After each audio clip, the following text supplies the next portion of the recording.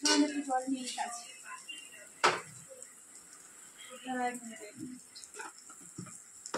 না শুরু করা।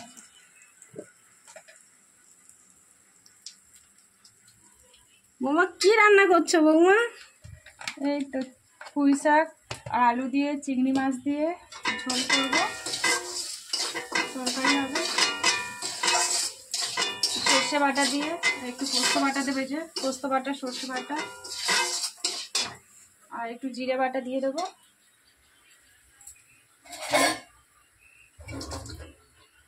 চিংড়ি মাছ দিয়ে পুঁই শাক দিয়ে ভালো লাগে, তাই না? হ্যাঁ হ্যাঁ, পুঁই শাকের টেস্টটা আলাদা। তো মশলাটা একটু ভালো করে কষে নিলাম, অল্প জল দেব।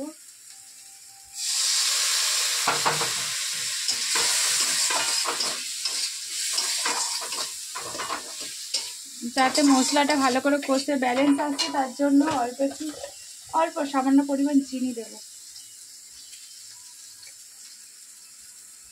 সবাই জানে রান্নাটা বেসিক্যালি, তো এমনি জাস্ট বলছি তোমাদেরকে যেভাবে রান্না করে।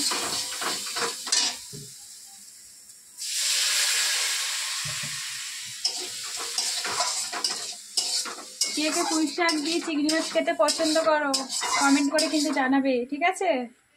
এবারে সবজিটা দিয়ে দেবো। পুঁই শাক আর আলুটা আগে দিয়ে সিদ্ধ করে রেখেছিলাম, একটু সিদ্ধ করে রাখলে ভালো, তরকারিটা তাড়াতাড়ি হয়ে যায়, নাহলে অনেকটা টাইম লাগে।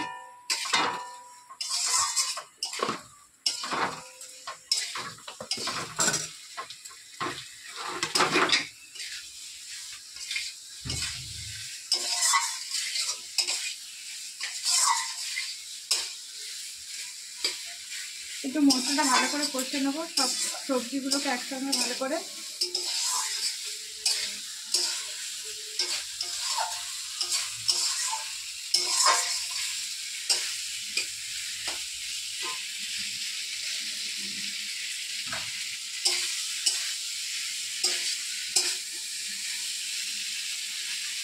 আর এই পোস্ত বাটা, সর্ষে বাটাটা যখন তরকারিটা হয়ে আসবে লাস্টে দেবো, এখন দেবো না।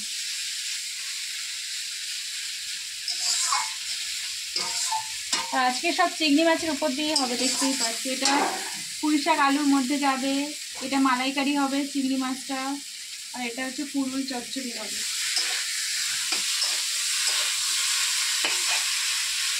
আজকে কোনো মাছ নেই, সব চিংড়ি মাছ দিয়েই রান্না হবে।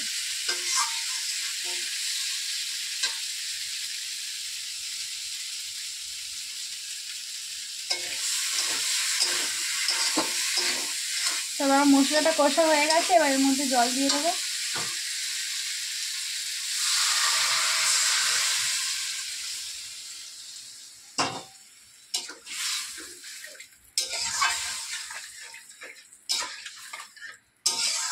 খুব বেশি জল দেবো না, কারণ আমার পুঁই শাকটা আগে দিয়ে সিদ্ধ করা ছিল।